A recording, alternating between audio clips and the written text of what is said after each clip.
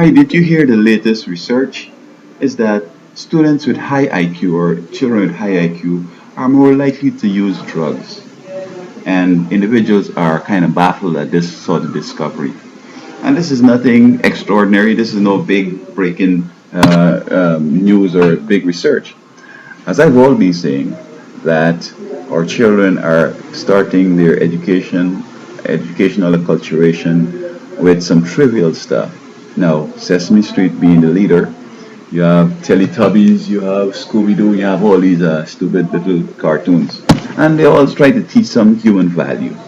And as I've said, that when animals are teaching human values, humans are going to give animals human positions and characteristics, so that people are comparing cats and dogs with humans, saying that dog and that cat is more intelligent than some humans, and it's never ever could be true.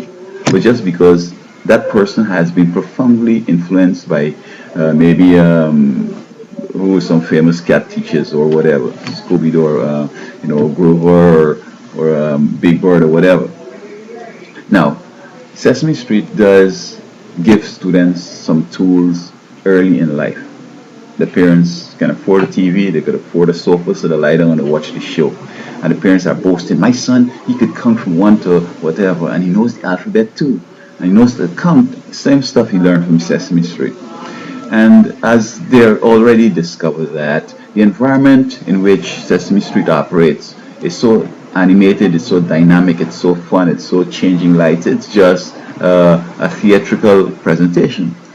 And students sitting comfortably finding that, oops, this is school, this is fun. Oh man, I love this, I want to go to school, mama.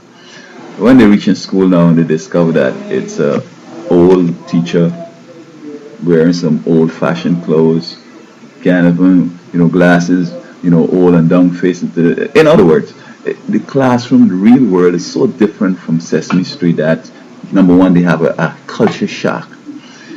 It is also discovered that these students who go to school well prepared by Sesame Street and all of these cartoon educational programs are generally ahead of the class.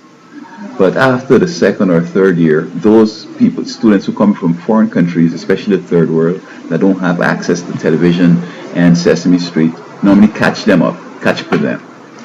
And the trauma that these children go through by shifting from the make-believe world of Sesame Street to the real world in school, it frustrated them, and they're discovering that they just can't get up and go into the fridge or do what they would have been doing at home while learning. And so they drop back. But I discovered too in middle school and high school, there's many students are tired. They don't want to be there.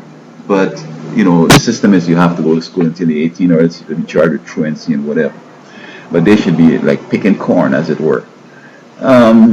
So these are the kind of students who will score high on IQ tests. You see, IQ tests were supposed to give an indication of students that have potential or who have all the marbles or all the salts in the brain. That's what intelligence tests were supposed to achieve. And basically it is the type of information a child has divided by his age. And if he demonstrates at 5 knowledge or experiences that a 12-year-old should have, then probably his IQ is going to be 2 and 2/5 times. So it's going to be close to, say, 240. And so everybody say, oh, this is a genius. But it's just that you force the child, he had a good, rich environment that the child learned and so forth. But in real terms, this child might be just borderline. IQ is just like 40. But, the gifts and the motivation and the other 9 yards, son, you'll get a Mercedes-Benz, maybe you could be president. And they really, really, really work hard and they memorize things and they spend all the time getting it. And so they score high and they look as though they're intelligent. But in truth and in fact, an intelligent student will not get involved in drugs. I mean, if you truly got all your marbles together, you're not even going to try marijuana. You're not even going to try heroin and that stuff that I see students get into. I remember in LA, I met this guy, and he's in bad shape. I said, "What's up, bro?" And he told me, he said, "Man, when I was in high school, I was on the honor roll, and I was doing AP classes." advanced placements, and he was enjoying trigonometry with geometry and all kinds of stuff and all that stuff, and calculus and so forth. But he ended up on Skid Row, some drug addict, and he just don't understand how he got there. And he got there through a variety of ways.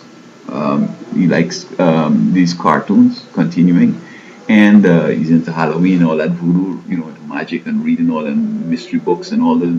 And he likes shows like horror shows and so forth. And in other words, he gets into a bunch of Satanism.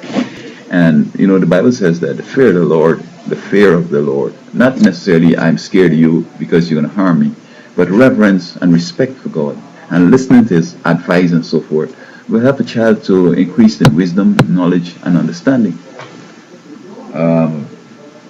So that if you're into voodoo and Satanism, Satan's business is not to get you wisdom, knowledge, and understanding, it's to destroy you through drug addiction, which these young people fall into. So it's not surprising that those who seem to have a high IQ might fall into drugs because they have, the work is so easy and it's so geared to help those that have a certain type of perspective, maybe visual people or whatever. And so they have spare time, they go into the Ouija board and all that, and then they're trapped and they're lost and they end up with drugs and then being destroyed. So should those who don't have a high IQ and not using drugs be the real wise ones and the ones with the true high IQ? I'm saying that these tests were supposed to be able to give you a clue. It wasn't to say definitely this child has it, and he should be Oxford bound or Cambridge bound, or I say I'm still with the British system, or going to Harvard or Yale. You got to do much more than just this high IQ stuff that they went to and then grades they have. You have to find a way to see who really and truly has that capacity. Because many of them, they go on to higher education, and higher education is very lonely. You're researching some strange and some unusual areas, and you need God's guidance to help you come through that uncertainty. And when they get in there, they lose their minds.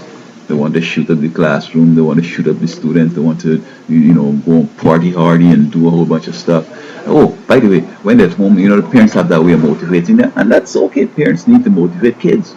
But as I was trying to tell my girlfriend with our child, that you have to right now start weaning this child to be independent and to be able to go and function properly. It's not baby forever. You have to start maturing them right away. And pulling them up, as it were, because they'd like to linger at mama, and choo train and wah bus and stuff. You got to get them, speaking, like a grown person, intelligent and so on. And so I'm not surprised, basically, because the tests don't prove nothing. Like for example, LSAT. I don't understand it. It's so trivial. It's like, read this fictitious scenario and answer these questions. I can't function like that.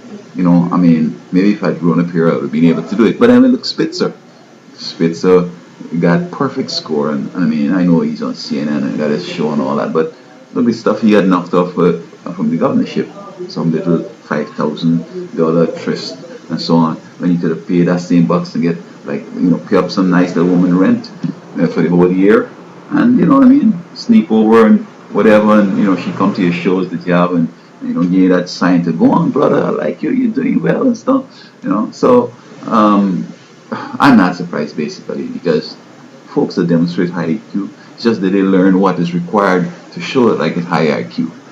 And when they go up to Harvard, they're looking to steal somebody's project and drop it real quick to try to make some money because they don't have what it takes. See?